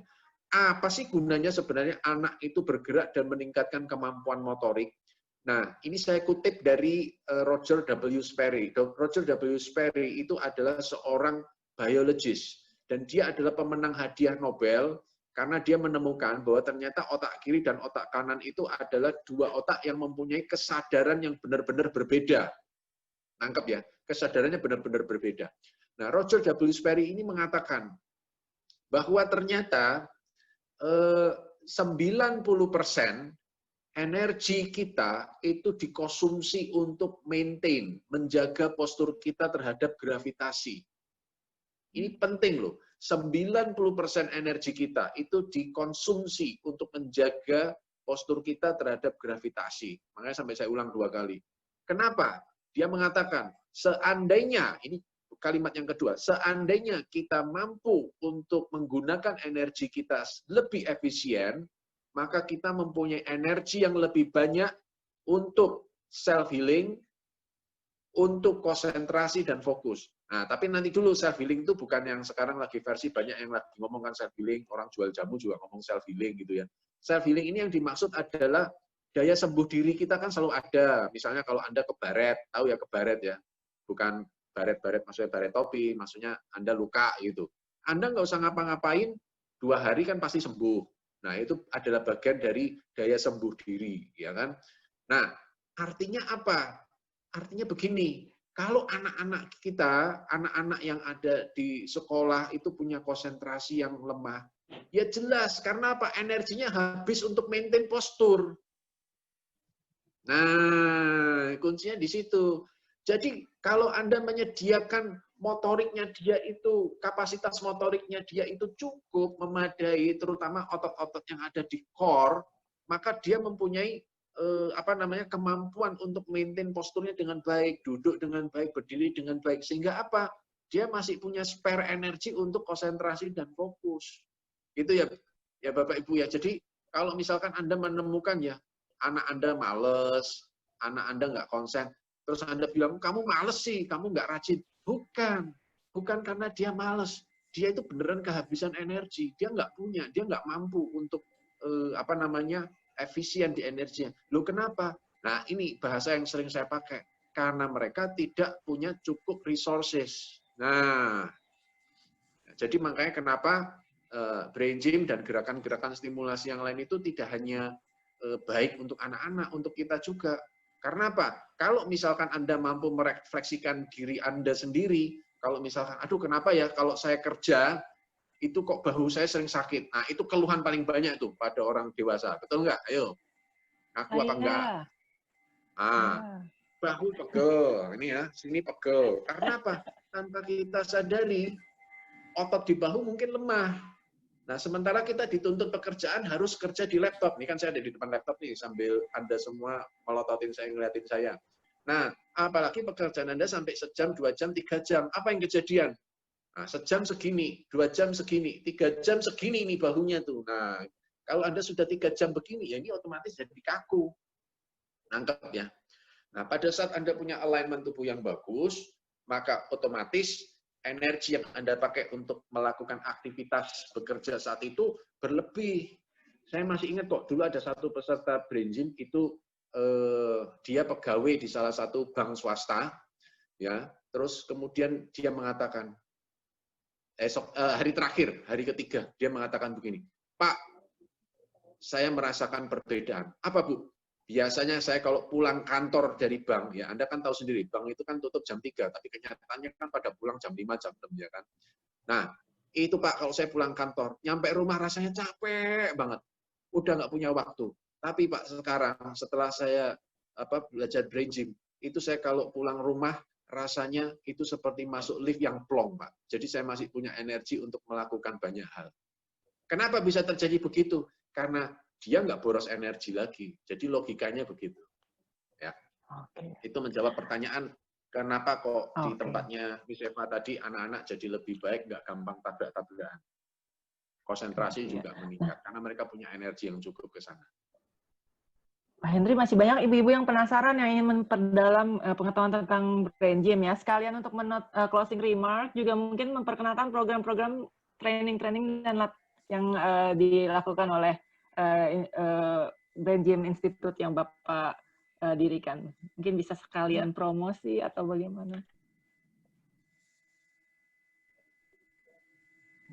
Iya, yang paling dekat sih sekarang kita ada ya Brain Gym 104 ya, itu kelas untuk mengajarkan hanya gerakannya saja. Karena kan memang ada yang penasaran kan orang tua ataupun para guru kan, saya kepengen nggak mau belajar Brain Gym yang lama, saya coba pengen kenal Brain Gym yang sederhana, itu yang paling dekat di Brain Gym 104. Itu sih yang paling dekat. Tadi sempat saya lihat. Yang ini ya Pak ya, bukan ya? Oh, ini lain. Kalau ini kelas advance, dia harus ikut 101. Dari Mbak Devi sebentar. Nanti mungkin boleh ya Pak, kalau berkenan nanti kita akan share nomor handphone kontak personnya langsung, boleh Pak ya, ke Mbak Devi, boleh Pak, ya, di grup? Silakan, terima kasih. Oke, mungkin itu nanti kita akan share di grup Bapak Ibu. Jadi kalau ada yang ingin lebih mendalami yang ke-26 gerakan tadi, nanti bisa kontak langsung ke kontak personnya. Nanti kita share. Ya. Dan selama pandemi ini kita melakukannya online ya. Jadi kita bagi dalam, biasanya kan kelas itu kan 24 jam. 24 jam kan berarti untuk 3 hari. Jadi satu harinya 8 jam. Jadi itu kita pecah menjadi berapa hari, dan satu harinya hanya kita batasin 3 jam. Itu. Jadi orang nggak penat dan tetap bisa beraktivitas dengan yang lainnya. Tidak terasa ya Pak ya, udah jam 4 kurang 10 ya dari tadi kita bicara, dan banyak banget informasi yang membukakan pikiran dan kesadaran kita ya, bahwa sejak bayi pun kita sudah belajar, dan itu juga proses yang bertahap dan sulit juga, seperti itu ya. Seperti Pak Henry bilang juga, ketika sudah dewasa jangan anggap bahwa merangkak itu gampang. Saya pernah coba Pak merangkak, lutut saya sakit. Ya, bantalannya nggak kuat. Jadi saya memang mencoba untuk melakukan, jadi anak-anak itu seperti apa, merangkak seperti apa, kayak gitu ya. Itu susah banget, apalagi kita kembali melakukan gerakan-gerakan seperti yang anak-anak dilakukan, itu sudah kaku sekali ya badan kita ya. Maka itu mungkin ya memang dengan melakukannya setiap hari dan secara reguler, gerakan-gerakan brain gym itu bisa mengembalikan fleksibilitas kita juga ya Pak ya, mungkin. Ya. Oke. Sebelum kita tutup, mungkin Miss Ava mau menyampaikan sesuatu. Kalau dari saya sendiri, Pak Henry, terima kasih atas kesediaannya untuk berbagi, dan kita bisa benar-benar belajar bersama. Dan juga menimbulkan semangat untuk mempelajari yang lebih dalam nantinya, seperti itu. Oke.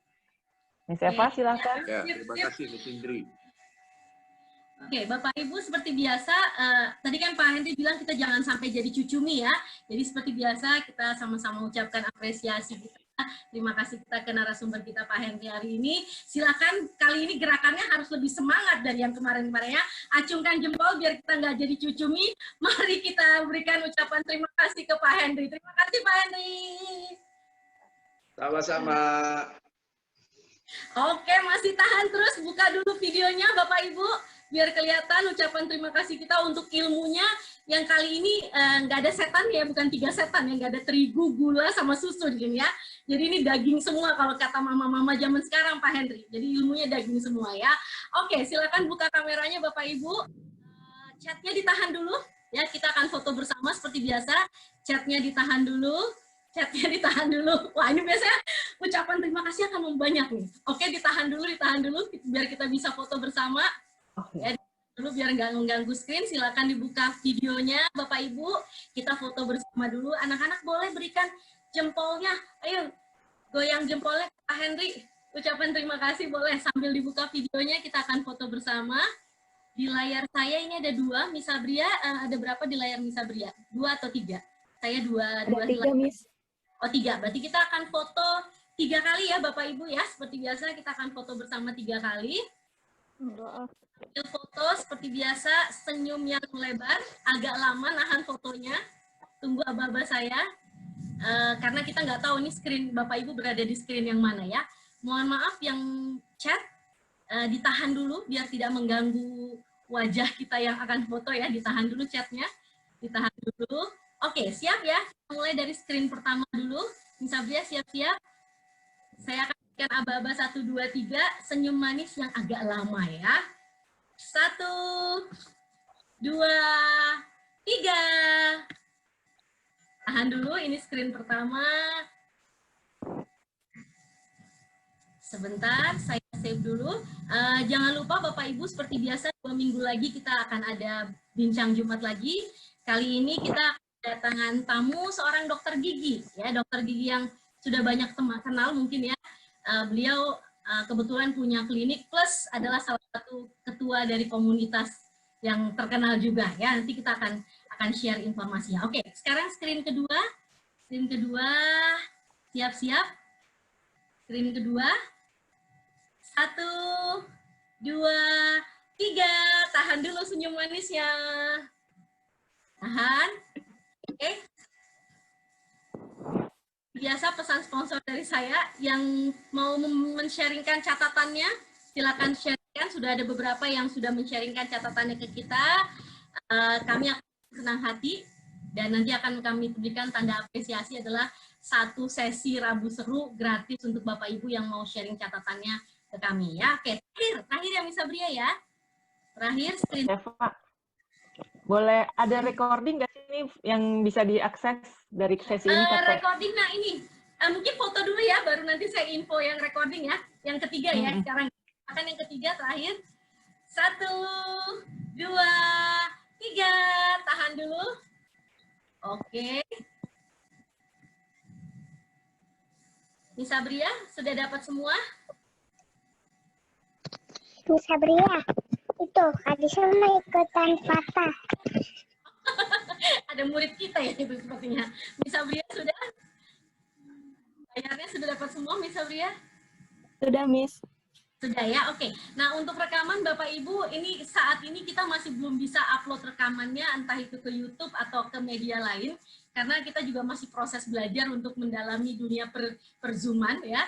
Tetapi misalnya ada pun nanti pasti akan kita informasikan. Kita sedang belajar untuk bisa langsung live streaming juga ke YouTube ya. Nanti kita akan coba informasikan kalau memang sudah berhasil ya. Baik, itu dulu mungkin Miss Indri. Terima kasih Miss Indri, terima kasih Bapak Ibu, terima kasih terutama sekali lagi untuk Pak Henry. Kita ketemu lagi. Ya, terima kasih Miss Eva. Terima kasih Miss Indri. Sama-sama Pak Henry, terima kasih. Ya, tetap selalu semuanya. Ya.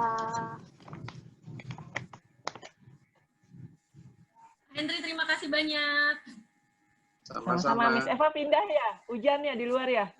Hujannya. Oh, ya. Yang mau aglonema saya silakan ya.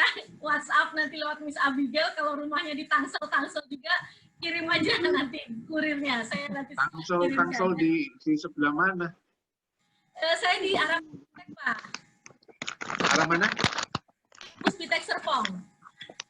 Oh ya, ini barusan hujan tempat saya. Iya betul. Makanya saya mengungsi ke kamar lagi nih jadinya. Oke, semua. Nanti kiriman dari Puspitek. Ya, pasti Pak. Nanti ya Senin. Bukan maksudnya hujannya. Oh, hujan. Di sini baru hujan. Di Jakarta Timur baru ada murid ya. Siapa nih? Wah, ada Shannon.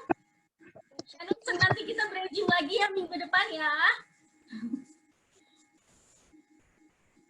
Ya, Miss. Dadah. Pak Henry. Terima kasih teman-teman Givi, terima kasih.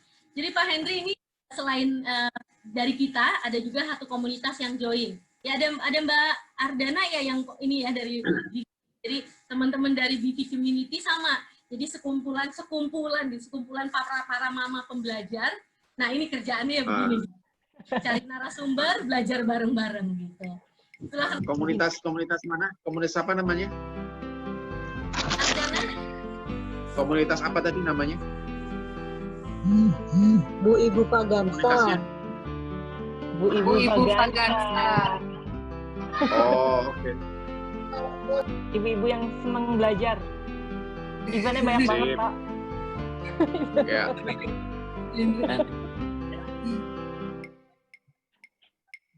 Oke, terima kasih ya semua. Pak Henry, saya pamit dulu. Kebetulan biasa mau ngangkat jemuran karena keburu hujan. Ketahuan ya, saya tadi buru-buru lari ke atas. Pamit dulu ya, Miss Indri. Ya. Bye-bye semuanya. Terima kasih banyak semua. Ya.